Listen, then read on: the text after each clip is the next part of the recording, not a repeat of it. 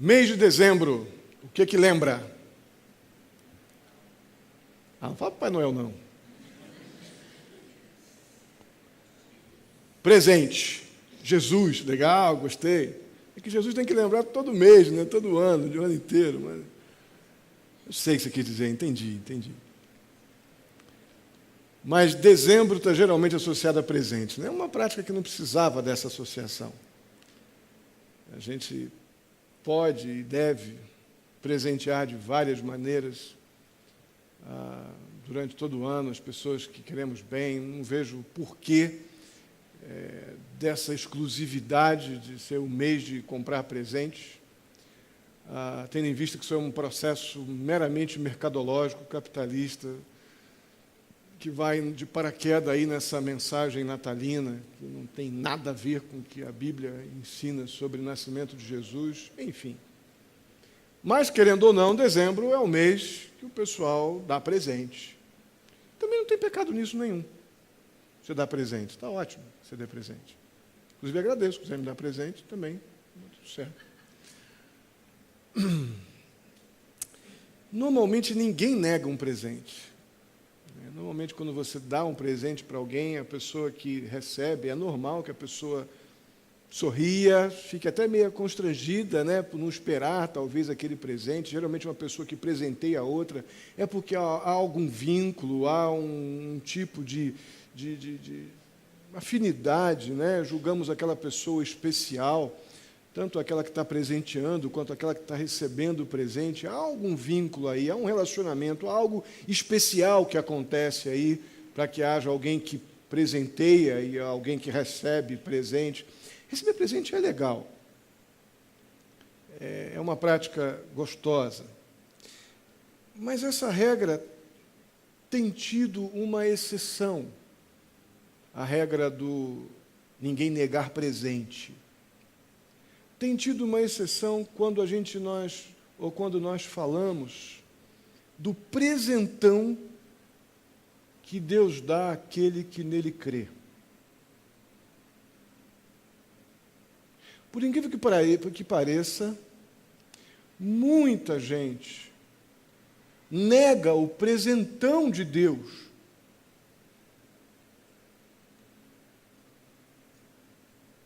Entrou aqui já? Entrou? O presente da justificação. Gente, é um presentão com um lação de fita gigante e com marcas definitivas ou definidas pelo sangue de Jesus.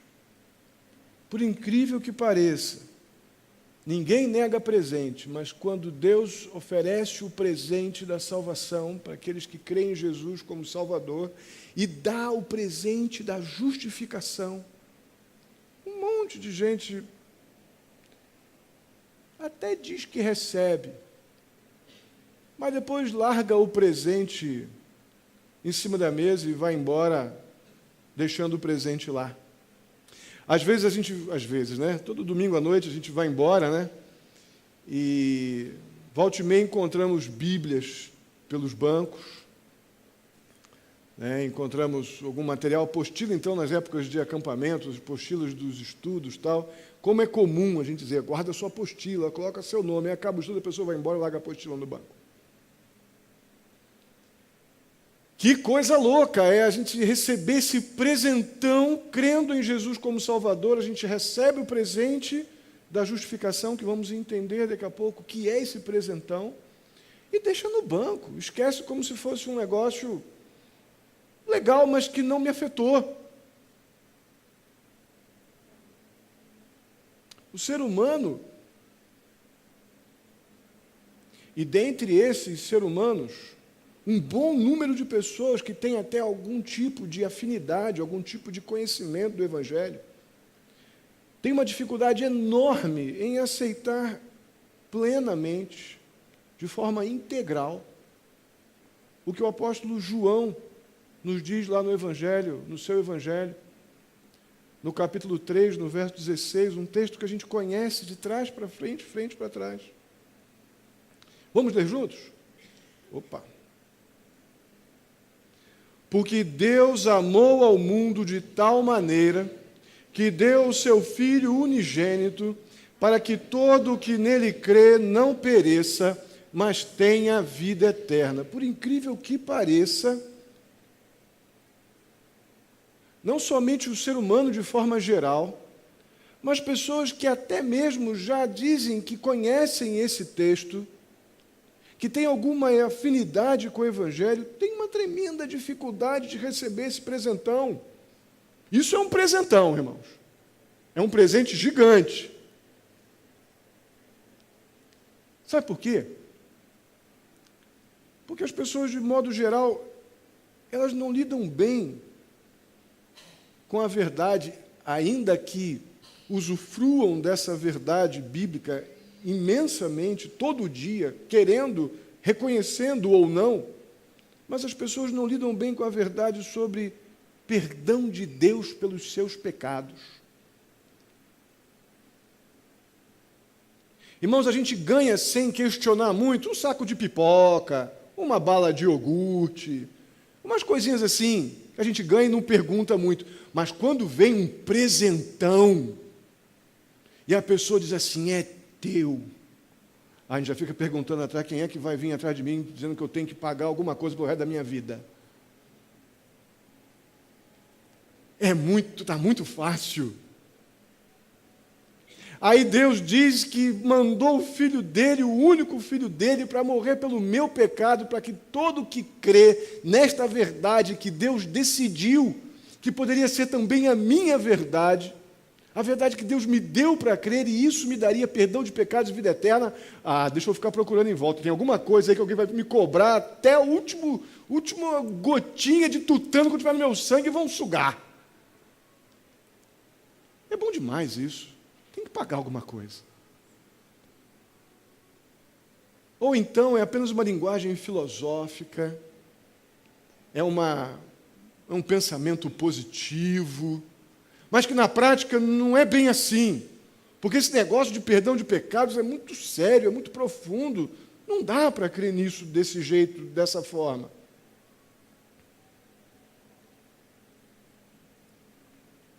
Isso tudo porque as pessoas, mesmo se autodenominando normalmente, pessoas boas, normalmente ninguém diz que é mal. Eu sou mal. Normalmente as pessoas dizem, não, eu não faço mal para ninguém, eu sou uma boa pessoa, tal, não sou uma pessoa má. O problema é que lá no fundo, essas pessoas que se autodenominam, talvez até porque sejam mesmo, pessoas boas, não são boas o suficiente para afirmar que irão para o céu quando morrer. Apesar de dizerem que são boazinhas mesmo, e talvez sejam, mas na hora de confrontadas, se você tem convicção de que se você morrer agora, você vai estar com o Senhor Jesus, não porque eu estou dizendo, mas porque a Bíblia diz que todo aquele que nele crê tem a vida eterna. Aí a pessoa, puxa, eu sou bom, mas não sou bom o suficiente para isso.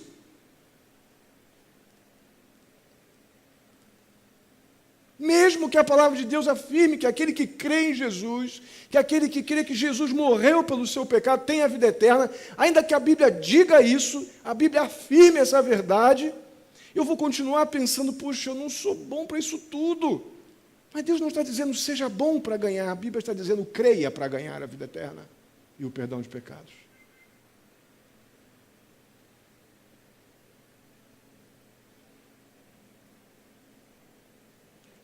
Mas eu quero dizer para aquelas pessoas que acham que não são boas o suficiente para o céu e para o perdão de pecados, quero dizer que elas têm toda a razão.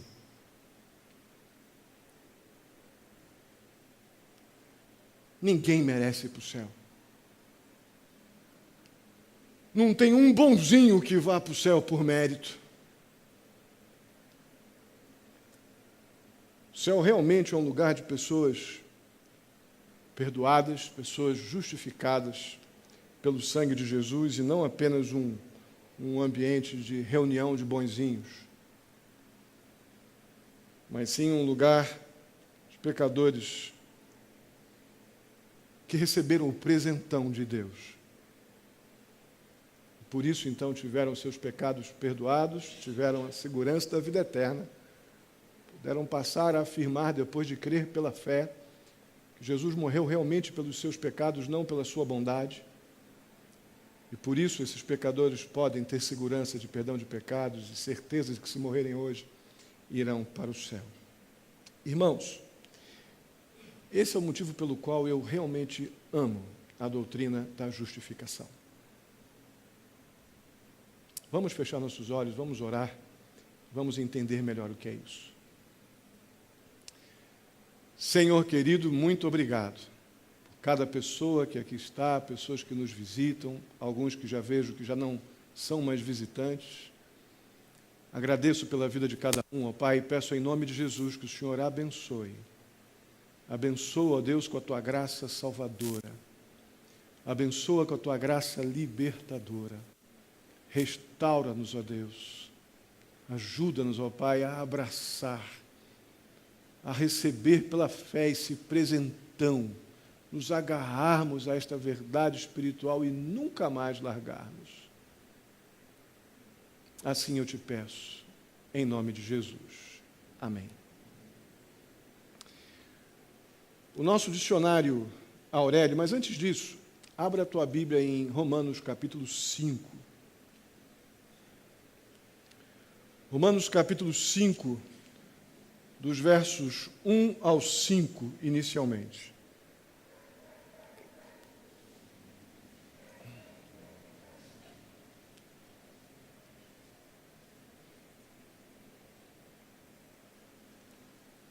Romanos capítulo 5, dos versos 1 ao 5, diz assim: Tendo sido, pois, justificados pela fé, temos paz com Deus por nosso Senhor Jesus Cristo, por meio de quem obtivemos acesso pela fé a esta graça na qual agora estamos firmes, e nos gloriamos na esperança da glória de Deus. Não só isso, mas também nos gloriamos nas tribulações, porque sabemos que a tribulação produz perseverança. A perseverança, um caráter aprovado, e o caráter aprovado, esperança. E a esperança não nos decepciona, porque Deus derramou o seu amor em nossos corações, por meio do Espírito Santo que Ele nos concedeu. Amém? Então vocês estão vendo que esse negócio de justificação está na Bíblia, não é ideia do pastor Elcio. Aí você pega no teu dicionário Aurélio que você tem em casa, e você vai ver lá, você vai procurar o que significa esse verbo justificar. E vão surgir algumas opções ali, o campo semântico da palavra, e de acordo com aquilo que se relaciona com o que Deus propõe quando nos salva e nos perdoa do nosso pecado, nós temos aqui as seguintes definições: demonstrar ou provar a inocência de alguém. Isso é uma das definições dentro do nosso contexto para o verbo justificar. Também encontramos ali tornar justo. E depois encontramos a ideia da reabilitação, reabilitar. Então, justificar, no nosso dicionário secular Aurélio, diz demonstrar ou provar a inocência de outro, ou de alguém, tornar justo alguém e reabilitar esse alguém. Transferindo para uma definição bíblica, justificação seria algo mais ou menos assim: Deus, como supremo juiz, com poder para isso, como supremo juiz, pega uma pessoa que aos olhos de todos ele é culpado, mas essa pessoa ela se apresenta como culpado diante de Deus, o supremo juiz, e por causa desse reconhecimento de culpa, Deus então declara essa pessoa livre dessa culpa, porque ela teve o preço da sua culpa pago por alguém. Esse alguém, sabemos, que é Jesus. Deus, então, como supremo juiz, declara essa pessoa justa e passa a olhar para essa pessoa como se ela não tivesse mais culpa alguma. O seu pecado foi retirado, a culpa do seu pecado foi, o preço dessa culpa foi retirado de sobre esta pessoa. Uau! Nós temos uma dificuldade grande para lidar com uma verdade desse tipo, porque o nosso senso de justiça é completamente diferente do senso de justiça de Deus. Chegamos até a ouvindo uma afirmação dessa sobre justificação, chegamos até a pensar, poxa, Deus então está sendo meio injusto, o cara fez isso, fez aquilo, como é que pode ele tornar essa pessoa agora sem culpa? O nosso conceito de justiça, o nosso senso de justiça é complicadíssimo. É diferente do de Deus. Deus, ele aplica a sua justiça decidindo, uma decisão de Deus. Ele decide perdoar o pecador arrependido de ter pecado contra ele mesmo. Deus decide isso. Deus passa a olhar para esse pecador arrependido agora através do sangue do seu próprio Filho, que foi entregue também voluntariamente pelo pecado daqueles que reconhecessem que Cristo foi o preço pago pelo seu pecado. Deus passa a olhar para esse agora através do sacrifício de Cristo. Com o seguinte detalhe: mesmo sabendo que essa mesma pessoa é capaz de voltar a pecar contra ele. Isso é grande, hein, irmãos? Deus decide, então, justificar o pecador que crê na obra que Cristo fez na cruz por ele. Mas olha agora como é o senso de justiça humano. O ser humano, ele vai e aplica a sua justiça através de um refinadíssimo senso de vingança e passa a olhar, então, para o ofensor, que ele, pelos motivos que sejam, decidiu abrandar a sua culpa, perdoá-lo, mas ele faz isso com uma enorme desconfiança. E além da enorme desconfiança, mesmo tendo decidido perdoar aquele ofensor, fica numa prontidão constante de matá-lo caso ele volte a ofendê-lo. Esse é o senso de justiça mais comum para a gente. Bem diferente do senso de justiça de Deus, não é? Sim ou não? É mais ou menos isso que acontece com a gente?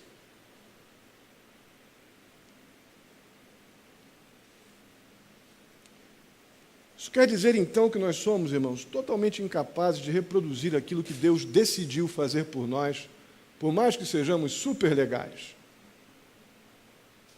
Nós somos naturalmente incapazes de produzir esse tipo de perdão, esse tipo de capacidade de perdoar, mesmo sabendo que aquele que eu acabei de perdoar é capaz de voltar a pecar contra mim.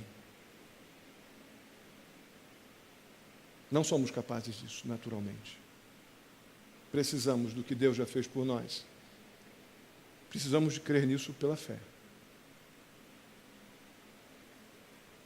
Por isso que eu tenho profunda gratidão pela doutrina da justificação. Porque eu sei como eu sou capaz de pecar contra Deus, mesmo já tendo sido perdoado. Nós veremos 3 motivos para nos apegar firmemente a essa verdade espiritual da justificação. Ter grande alegria em nossa salvação.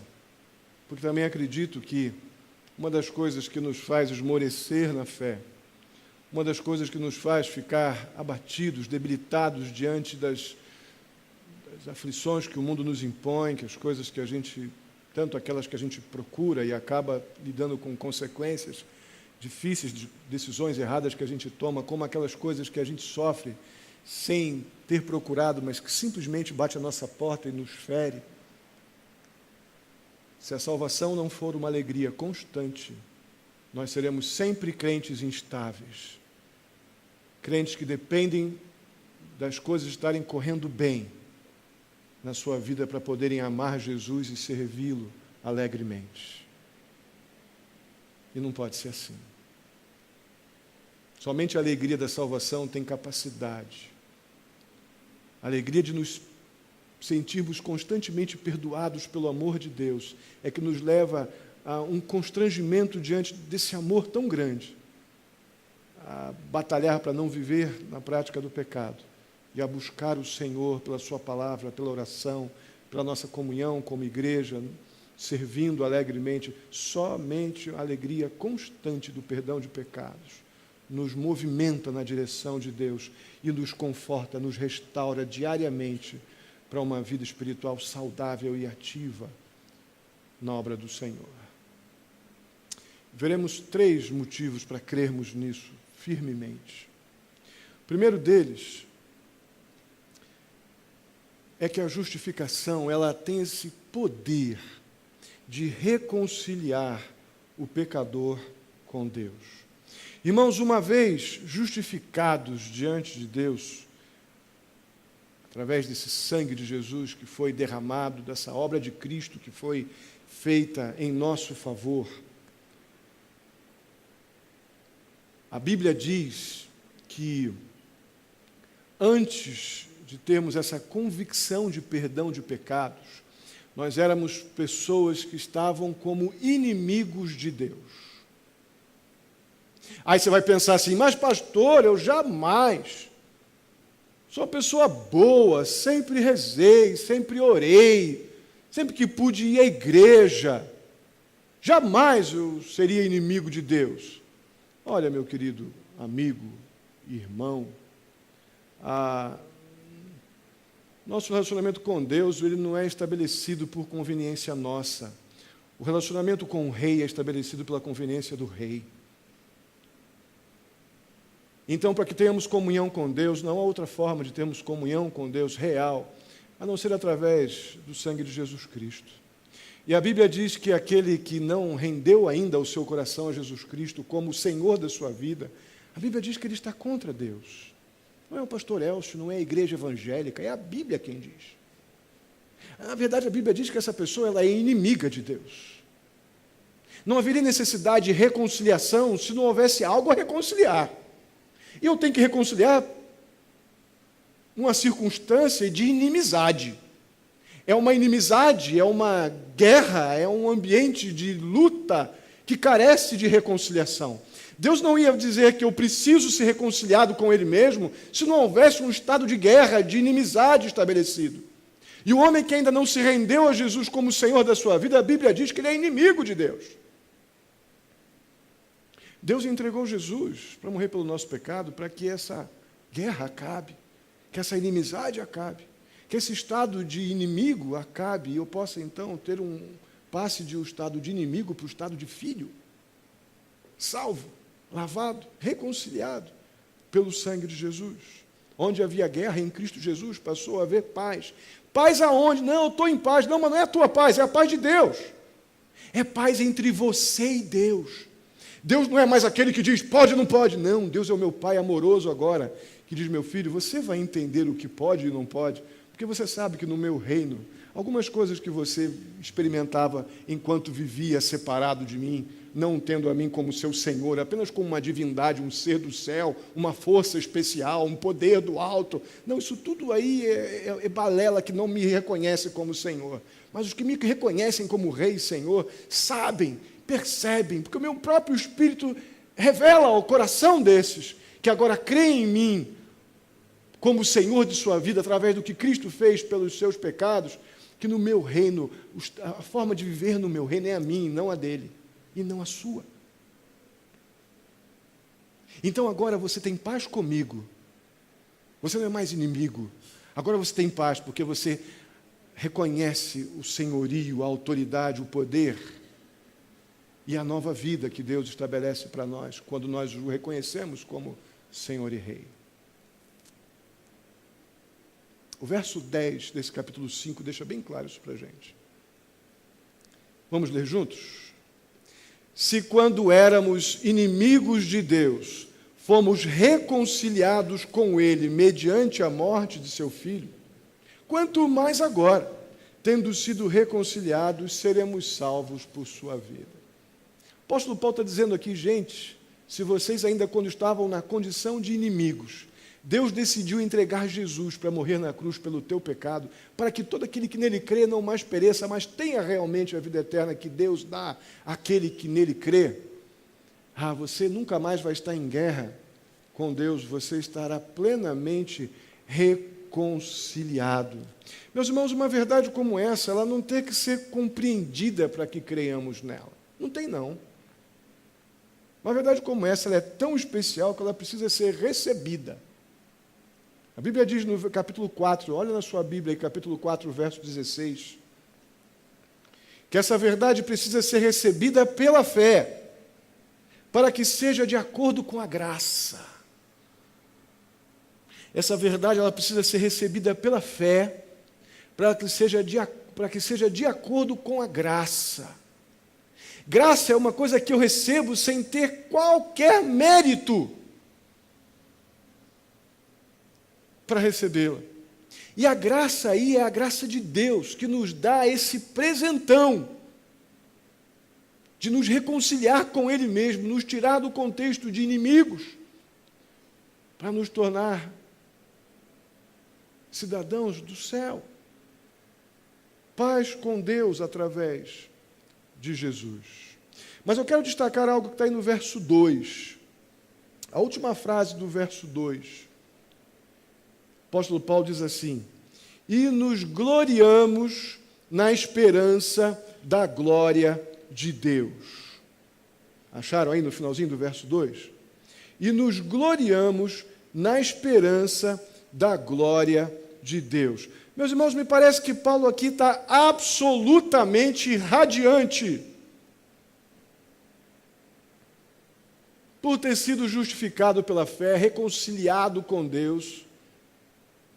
Ele está absolutamente radiante por causa dessas verdades, porque Deus removeu a culpa do seu pecado quando ele creu que Cristo pagou o preço pelo seu pecado na cruz. Ele está alegre, ele está absolutamente, usando a expressão que ele mesmo usou, ele está não num contexto de soberba, essa ideia de gloriar-se, mas no sentido de uma alegria esfuziante. Eu acho que a expressão radiante é a que mais me agradou, pensando numa forma de tornarmos mais prático essa expressão, e eu me glorio ou nos gloriamos. Paulo sempre costuma falar sobre ele mesmo na primeira pessoa do plural. Paulo está dizendo, eu estou extremamente radiante com tamanha graça que veio ao meu encontro e me tirou da condição de inimigo de Deus para a condição de reconciliado, perdoado, lavado, e tudo isso pela graça, e eu preciso apenas receber isso pela fé como um grande presente de Deus. Paulo está em festa. Ele tem certeza de estar presente no tempo devido, na glória do céu com o Senhor, porque Deus o presenteou com esta graça. Eu não sei se essa lembrança é alguma coisa que te torna radiante. A gente fica muito mais radiante quando a gente ganha um carro. Já ganhou um carro? Uma vez eu ganhei um Fusquinha do meu pai. Fiquei radiante. Não é por ser um Fusquinha. A gente ganha um presentão, a gente fica, um presente, uma casa, uma noiva, uma namorada, um noivo, Isso são as coisas que geralmente nos deixam radiantes. Mas estar radiante por causa do perdão de pecados, pela reconciliação com Deus, pela remoção da culpa, da certeza de estar um dia na glória com o Senhor Jesus, desfrutando das belezas, do prazer, da presença do meu Rei. Não costumamos ficar radiantes por isso. A gente é lembrado disso no domingo, a gente até se empolga, Mas ficar radiante com essa verdade durante a semana, a gente nem lembra disso. Talvez seja por isso que a nossa vida é tão cheia de altos e baixos espirituais. Por isso que muitas vezes a gente pastoreia aqui com um cajado numa mão e o apito na boca. O cajado para conduzir e o apito para acordar. Pim! Porque às vezes os crentes dormem. E a gente tem que estar com o apito na boca para dar umas apitadas, para dar um susto, acordar, porque são crentes, amam Jesus, só dormem. Porque não estão mais radiantes com a segurança, a alegria do céu.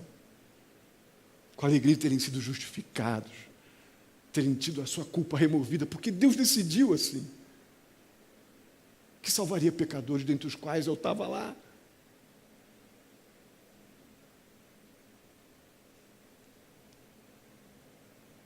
Fala-se muito em muitos ambientes evangélicos que o crente tem que ser um vencedor. Já ouviu isso? Você tem que ser um vencedor. Se aproprie da promessa, da bênção. Declare que você é vencedor, aleluia. Legal, eu também acho que a gente tem que ser. Cristo venceu na cruz por nós. Bacana. Mas o crente que vence é aquele que revela o seu vencedor na sua vida. E aquele que venceu por nós foi Jesus. O crente que brilha, sem dúvida alguma, é aquele que Deus brilha através dele. Esse é o crente que está vencendo, não o contrário. E nós só vamos brilhar a beleza de Deus, de Cristo em nossa vida, se a gente estiver radiante com a segurança, com a alegria da salvação, do presentão de Deus, da justificação. Paulo se gloriava na esperança de um dia desfrutar dessa plenitude, da perfeição da glória de Deus, e é exatamente isso que o tornava um homem radiante. É isso que fazia Paulo testemunhar e vivenciar essa vitória espiritual que ele realmente tinha. A gente quer testemunhar de vitória na marra. E temos muitas vitórias na vida, porque Deus nos dá nossos esforços, nosso trabalho, nossas conquistas. A questão, irmãos, é que se Deus decidir que eu não vou estar vivo amanhã, nem hoje ainda, está feito. Ele não precisa mandar um requerimento.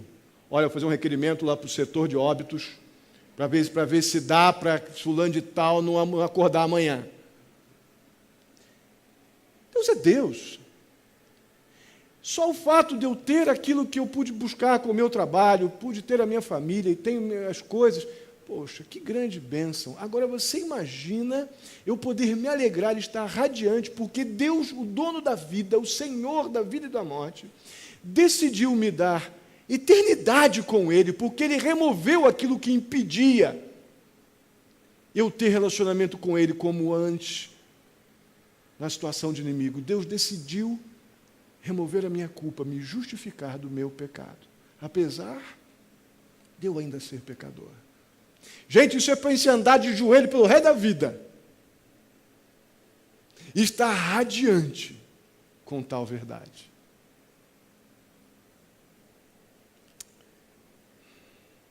Mas Paulo também diz que ele não somente se gloriava, estava radiante com a beleza dessa verdade espiritual, da doutrina da justificação, mas ele diz também que ele se gloriava nas tribulações. É aí que começa a coisa a pegar.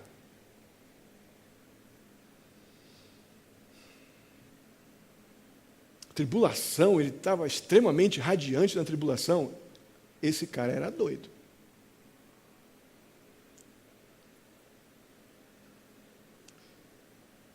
Não porque, irmãos, tribulação fosse algo que a gente tem que desejar. Não temos que pedir a Deus tribulação. Ela vem sozinha. Não precisa pedir a Deus. A questão é que Paulo sabia que na tribulação, geralmente na tribulação, ele se tornava um crente melhor. É por isso que, em vez de murmurar contra a tribulação, os problemas que ele tinha, um monte deles, ele também ficava radiante, porque ele, quando as aflições vinham, ele orava mais, ele lembrava cada vez mais dessa doutrina da justificação. Isso fazia com que ele contemplasse cada vez mais intensamente a certeza de um dia estar desfrutando de todos os benefícios da presença do Senhor. Ele reconhecia na sua salvação um grande presente, e a tribulação fazia com que ele se apegasse mais a Deus, e todos os benefícios da graça salvadora de Deus vinham à sua mente constantemente. Ele não era doido, não. Mas ele, se tinha que passar por tribulação, ele passava como crente. Ele não passava como ímpio, que entra em desespero porque não sabe o que fazer. Mas ele passava pelas tribulações, mas como crente: Senhor, estou sofrendo, está doendo, mas aqui eu me apego mais ao Senhor e contemplo o quanto eu sou pecador e o quanto a tua graça é grande, que perdoou o meu pecado, me deu certeza de vida eterna e muito em breve estarei contigo no céu. É nisso que ele se gloriava. Mas ele continua. Ele diz lá: olha, eu me glorio nas tribulações. Mas depois, continuando nesse princípio da justificação, ele diz que a justificação também o renova. Quando nas tribulações ele se apega a Deus, ele trata no contexto, na continuação dos versos 3 e 4, essa mesma ideia, aplicando o princípio de que a justificação renova o vigor espiritual dele. A ideia é a seguinte, meus irmãos: por pior que a tribulação seja, se estamos em Cristo Jesus, se temos a Cristo como nosso Senhor, o Senhor da nossa vida, a tribulação, ela vai gerar perseverança. Está aí na tua Bíblia. Continuação do verso 3. Na verdade, verso 4 agora.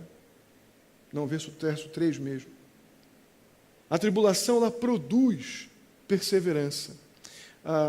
Irmãos, eu peguei o culto que horas? Peguei a mensagem que horas? 8h20. Então, estou com crédito. Tá? Então, eu vou aqui até umas 9h10, 9h15. Tudo bem? Não vou fazer ninguém dormir? Não? Então, tá bom. Essa história de perseverança é uma coisa muito séria. Se o crente entendesse isso melhor, nós seríamos melhores. Vou contar uma história para vocês sobre perseverança. Uma vez que tribulação gera perseverança, em Cristo Jesus gera perseverança. Vou contar uma história para vocês. Certa vez um menino de 3 anos de idade estava na oficina do seu pai, vendo lá, o pai dele trabalhava com couro, com arreios, com selas de cavalo, e ele então, certamente na cultura, algo que já aconteceu há algum tempo atrás, ele deveria ser, quando crescer, igual ao seu pai, também fabricante de selas, de arreios, todo esse material de couro. E nesse contexto lá, bem pequeno ainda, ele tentando imitar seu pai, pega lá uma ferramenta muito pontiaguda e começa a bater lá numas tiras de couro, quando aquela pequena ferramenta pontuda escapa da sua mão e simplesmente pega no seu olho, atingindo derradeiramente o seu olho esquerdo. Ele perde a vista esquerda. Por causa desse momento lá na oficina do seu pai, isso é uma história verídica. Passa algum tempo, essa criança pega uma infecção no olho direito. E a coisa não retrocede, ela perde a visão do olho direito, ela com 4 anos já estava cega. Uma situação dramática. O tempo foi passando, e embora essa criança se esforçasse para lembrar das coisas, as imagens foram começando a ficar esquecidas, foram desaparecendo, e ela não lembrava nem mais das cores. Mesmo assim, essa criança continuou crescendo na oficina do seu pai, mexendo ali nas ferramentas, agora aprendendo a lidar com as ferramentas pelo tato, né? E ela começou a ir para a escola, e as pessoas ali ao redor, os colegas de escola, professores, se admiravam muito da memória dessa criança. Mas essa criança não estava feliz, ela estava incomodada com os seus estudos, ela queria ler livros. Essa criança queria, e já agora jovem, né, adolescente, queria escrever cartas, como os seus colegas, até que um dia descobriram uma escola específica para cegos, e aos 10 anos, Luiz, que é essa criança, chega a Paris, foi levado pelo seu pai, foi matriculado no Instituto para Cegos, uma escola nacional ali de Paris, para trabalhar com crianças cegas, e haviam livros com letras muito grandes, em alto relevo. Os estudantes, então, pelo tato, iam mexendo nos livros, tal, apalpando aquelas letras grandes, e ali conseguiam aprender algumas palavras, algumas frases. Mas o Luiz, sempre incomodado, ele via que esse método era muito limitado, As letras eram muito grandes, uma história curta enchia muitas páginas, se tornava um livro muito grande, pesado. O processo de leitura era demorado, a impressão dessas letras era muito cara. Em pouco tempo, esse menino já tinha lido tudo o que tinha na biblioteca lá do Instituto para Cegos, em Paris, e incomodado, ele queria mais, ele gostava muito de música, tornou-se, então, nesse processo, um estudante de violino, ou de violoncelo.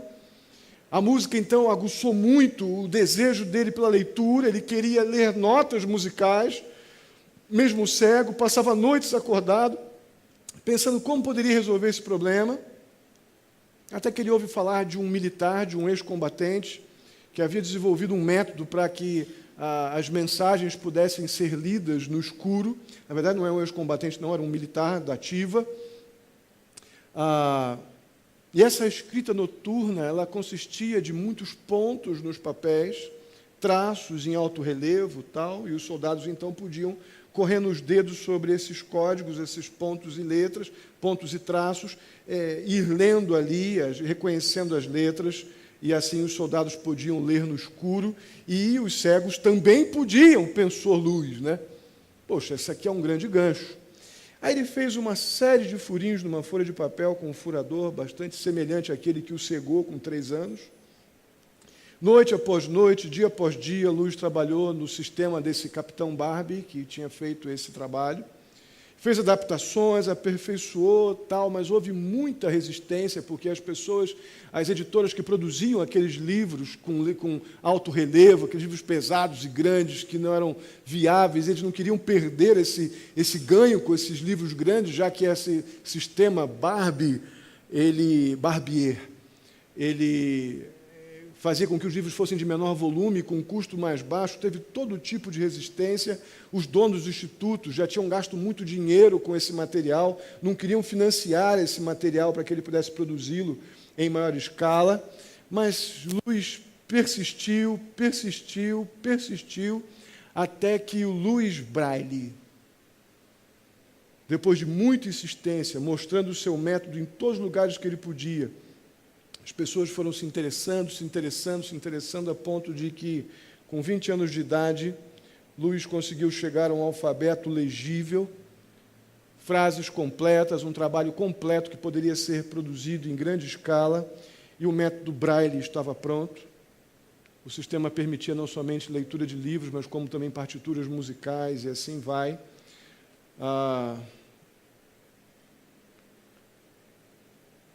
2 dias depois de completar 43 anos, Louis Braille morreu, mas nos anos seguintes da sua morte, seu trabalho se espalhou e é o que nós temos hoje, extremamente difundido e usado pelo mundo inteiro, o método de Louis Braille. Irmãos, por que eu tomei esses 5 minutos para falar sobre Louis Braille? Porque eu quero ilustrar exatamente o que a tribulação produz. A tribulação em Cristo, ela produz perseverança. E eu quis usar as dificuldades de Braille, de Louis Braille, que teve uma grande tribulação e não há nenhum indício desse homem ser salvo por Jesus, mas que ele dedicou-se insistentemente naquilo que ele julgava ser melhor para ele e para os outros. Nós sabemos o que é melhor para nós, é Jesus. Amém? Sabemos que Jesus também é melhor para aqueles que nós amamos, não sabemos? Nos falta a persistência. Nos falta a persistência.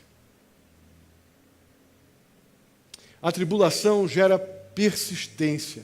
Nós precisamos clamar a Deus para que sejamos perseverantes naquilo que nós sabemos que precisamos, naquilo que nós sabemos que as pessoas ao nosso redor precisam. Nós precisamos ser perseverantes naquilo que Deus já nos deu e precisamos desejar que as pessoas ao nosso redor possam também receber esse grande presente que nós já recebemos. Irmãos, me perdoe eu ser repetitivo no que eu vou falar agora, mas eu preciso ser. Nós somos normalmente dedicados a alcançar todo tipo de objetivos terrenos.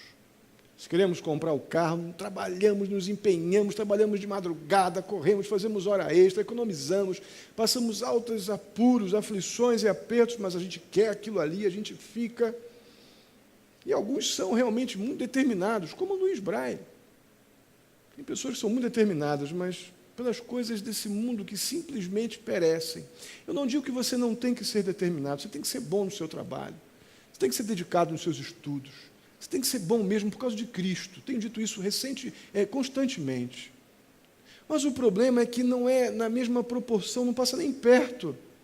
Nós não mostramos a mesma perseverança no exercício da santificação, no exercício da obra de Cristo. A tribulação ela precisa gerar esse tipo de perseverança também. Perseverança em ser um crente melhor para o meu Deus todo dia, constrangido por esse amor que veio e decidiu se derramar por mim. Deus decidiu te amar. Não é porque tu é legal, gente, nem eu. Deus decidiu amar o lixo, o pecador, para que ele pudesse ser lavado pelo sangue de Jesus e ser algo que realmente tem valor no céu. Deus decidiu fazer isso. Se essa demonstração de amor de Deus não nos constrange a uma vida perseverante, tanto na santificação quanto no nosso serviço na obra do Senhor, o que fará, irmão? Pastor com habito na boca?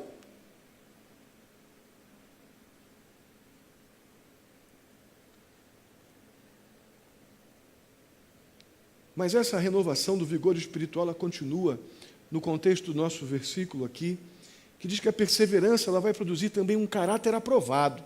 Então percebam, a tribulação que Paulo diz que ele está irradiante também na tribulação, sem ser doido, é porque gera uma perseverança, essa perseverança o aproxima de um crente melhor, e essa perseverança vai produzir também um caráter aprovado. Irmãos, de forma bem prática, a ideia de caráter aprovado é um conjunto de qualidades que vai determinar realmente a nossa conduta.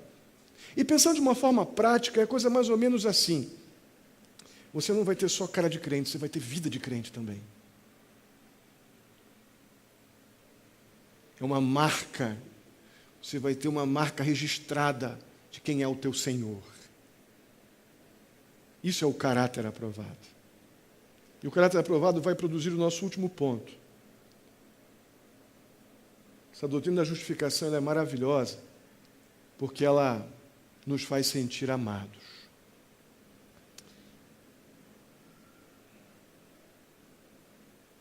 Vamos ler o verso 5? Vamos ler juntos. E a esperança, vamos lá? E a esperança, verso 5 do capítulo 5. E a esperança não nos decepciona, porque Deus derramou o seu amor em nossos corações por meio do Espírito Santo que Ele nos concedeu. Ah, irmãos, a justificação ela faz com que a gente se sinta amados. O que diferencia a esperança que o mundo oferece da esperança bíblica, da esperança que Deus ordena que tenhamos nele? A esperança do mundo ela está normalmente ligada a algum tipo de ilusão. A esperança do mundo está geralmente ligada a algum tipo de salvador terreno. Uma pessoa que vai me fazer um favor, alguém que vai me dar um emprego, alguma coisa que algum salvador terreno vai propiciar para você. Então, no mundo que a gente vive, esperança está muito ligada a essas duas ideias. Ou alguma coisa meio ilusória, filosófica, ou algo que alguém vai surgir e vai me dar alguma coisa que vai resolver todos os problemas da minha vida. Ganhar na loteria, enfim. Essa é a ideia, está muito dentro de ilusão ganhar na loteria, né? Essa é a ideia da esperança no mundo.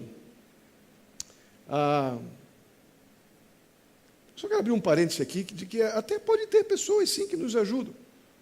Isso é normal. Mas essas coisas não têm poder eterno.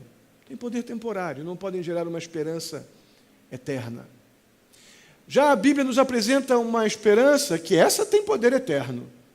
Essa tem valor eterno. A esperança bíblica está afirmada exclusivamente na certeza do amor de Deus. ela é absolutamente perfeita e completa porque ela está fundamentada no amor de Deus. Uma ótima maneira de vermos o amor de Deus em atuação, a gente costuma associar até pelo ambiente religioso que a gente vive, dentro desses conceitos, né, religiosos dos nossos dias. Amor, muito associado a alguma coisa que alguém faz temporariamente por alguém, tem seu valor isso, né? Auxiliar, ajudar, socorrer o necessitado e tal, alguma coisa assim bem filantrópica, tal. O amor de Deus vai bem além do que a gente pode produzir. E o tremendo de um exemplo de amor de Deus como algo eterno, que gera uma esperança eterna na vida da gente, é o que está aqui no verso 8 do capítulo 5. Está aqui no slide, você vai poder acompanhar. Vamos ler juntos? Mas Deus demonstra seu amor por nós. Cristo morreu em nosso favor quando ainda éramos pecadores. Isso aqui é grande. Isso aqui gera uma esperança completamente diferente da esperança do mundo. Deus te amou quando você ainda era inimigo dele. Isso gera esperança. Para aquelas pessoas que nós queremos bem e desejamos que elas um dia entreguem seus corações a Jesus, Deus não esperou que elas se tornassem tudo o que Deus espera que elas sejam, pessoas arrependidas, para que Jesus tenha morrido na cruz por elas. Não, Jesus já morreu por todo aquele que reconhecer que isso foi feito em amor na cruz por Ele. Deus nos amou quando ainda éramos pecadores. Isso gera esperança verdadeira. Olha agora como é que fica uma pessoa que crê que foi perdoada. Olha como é que uma pessoa amada, como a doutrina da justificação nos faz sentir amados. Uma pessoa que se sente amada, ela também se sente feliz. E o motivo dela estar feliz está aqui, ó. Está no capítulo 4, versos 7 e 8. Diz assim, vamos juntos. Como são felizes aqueles que têm suas transgressões perdoadas, cujos pecados são apagados. Como é feliz aquele a quem o Senhor não atribui culpa. Isso aqui é o centro da doutrina da justificação. Então a justificação nos faz sentir amados. Porque Deus decidiu nos amar ainda quando éramos inimigos. E diz que o seu amor tem poder para nos tornar extremamente felizes, porque pela fé nós recebemos essa verdade, esse presente de uma vez por todas, a alegria verdadeira de que o meu pecado é perdoado, porque Deus decidiu que aquele que crê em Jesus tem o seu pecado perdoado. Isso me faz ficar feliz. Não porque está dando tudo certo na minha vida. Não porque eu estou com o emprego que eu sonhei, não porque eu estou com todas as minhas contas pagas. Não, isso é muito legal e Deus permita que isso aconteça na sua vida em nome de Jesus. Mas tem algo mais importante do que isso. Se você morrer hoje, se você crer pela fé nessa verdade aqui, você pode ficar muito feliz, porque você foi amado por Deus de tal maneira que os seus pecados foram perdoados, a sua culpa foi removida, e você pode afirmar genuinamente, pela fé, que você vai estar com Ele no céu. Amém? Isso traz felicidade?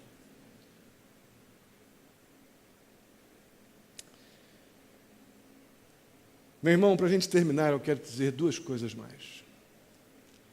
Deus não esperou você se tornar uma pessoa super legal para mandar seu filho Jesus morrer na cruz pelo teu pecado. Até porque você jamais será pessoa legal o suficiente para isso. Mas a nossa esperança realmente de perdão de pecados, de vida eterna, de estarmos com Cristo para sempre no céu, ela se fundamenta na decisão de Deus de amar pecadores que, pela fé, receberam esse presentão. Amém? Vamos ficar de pé e vamos orar.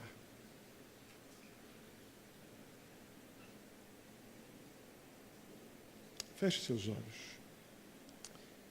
Eu quero orar por você, e se você entendeu que não é o que você faz, mas é o que Deus já fez, que te dá certeza de perdão de pecados e vida eterna.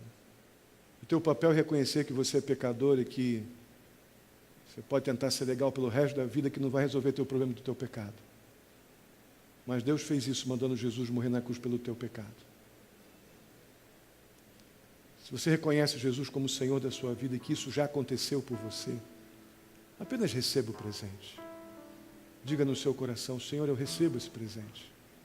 Eu recebo Jesus como teu presente para mim. Presente de perdão de pecados, de vida eterna. E nunca mais vou dizer que preciso fazer isso ou aquilo, porque não tem o que eu faça que me faça ter algum direito do céu. Mas o Senhor me deu o presente da justificação. O Senhor removeu minha culpa. Eu sou o pecador, o Senhor é o Salvador. Eu sou o carente de perdão e o Senhor é o que perdoa. Ó Deus querido, em nome de Jesus, o Senhor sabe quem está aqui se rendendo agora. O Senhor sabe quem está aqui com os braços estendidos dizendo: eu recebo esse presente. Eu recebo esse presentão. Ó Deus querido, que haja perdão de pecados em nome de Jesus. Que haja arrependimento genuíno. Que haja convicção aqui, ó Pai, de que somos felizes, porque temos nossa culpa removida pelo sangue de Jesus. Esse é o motivo da nossa esperança. Esse é o motivo da nossa felicidade. Ó Deus querido, ajuda-nos a ter grande alegria nesse presente da salvação. Grande alegria nessa verdade da justificação. Ó Deus Santo, que saímos daqui renovados, realmente felizes, por tamanha graça que nos alcançou, pela decisão que o Senhor tomou de amar pecadores e por isso entregar Jesus para morrer pelo nosso pecado, para que nunca mais sejamos escravos do pecado, mas que tenhamos uma nova mente, um nosso novo coração e sejamos libertos desta escravidão pelo poder que há em Jesus Cristo. Que recebamos isso pela fé, ó Pai, agora. Eu te peço. Teu Santo leva-nos em paz para os nossos lares. Dá-nos uma semana em tudo provida, dirigida pelo Senhor. Vai de encontro à necessidade de cada um, ó Pai. Supre conforme o teu querer. Que essa paz gostosa que vem do Senhor, essa esperança, ó Pai, de estarmos abraçados com esse Deus que supre as nossas necessidades segundo a tua perfeição, que isso nos acompanhe de uma forma tão intensa, que sejamos renovados em alegria todo dia, em esperança, em confiança, em segurança. Ó Deus querido, muito obrigado por cada um aqui, pelas pessoas que nos visitam. Obrigado, ó Deus, pelos dízimos e ofertas. Continua abençoando, Pai querido, em nome de Jesus, a tua igreja. Te agradeço imensamente pela fidelidade desses irmãos que têm trazido seus dízimos e ofertas à tua casa. Peço que o Senhor os abençoe, ó Deus, com as tuas promessas. Peço por aqueles que estão lutando, ó Pai, desejosos de também ter o sustento para poder manter a sua família e também trazer seus dízimos e ofertas à tua casa. Dá o trabalho, dá o sustento, dá a coragem para poderem te obedecer nesta área também. Ó Deus Santo, nos dá sabedoria na administração dos recursos que temos tido em tua casa. Eu te agradeço muito, Pai. Que as tuas bênçãos se renovem sobre a vida de cada um, ó Deus. Saiam daqui renovados de consolo, de alegria no Senhor, alegria da salvação, alegria do perdão de pecados. Que saiamos aqui, ó Deus, ligados profundamente ao Senhor por essas verdades espirituais. Assim eu te peço, ó Pai, muito agradecido pela tua igreja neste lugar. Eu peço que o Senhor nos livre do mal, Senhor. Eu peço que o Senhor nos livre, ó Pai, das ameaças de Satanás, das armadilhas do diabo. Eu peço que o Senhor proteja cada crente, ó Pai, cada congregado, cada membro desta igreja. Que possamos sair daqui seguros, estamos guardados pelo Senhor. E a tua igreja, ela é honrada pela tua presença, pelo teu senhorio, pela tua direção como cabeça e Senhor deste pastoreio. Assim eu te agradeço, Pai Santo, e te peço, em nome de Jesus, que a graça do nosso Senhor e Salvador Jesus Cristo, o amor de Deus, nosso amado Pai, a comunhão e a consolação do Espírito Santo esteja sobre a vida de cada um de vós, queridos e amados irmãos, hoje e até a vinda do nosso Senhor Jesus Cristo. Amém e amém.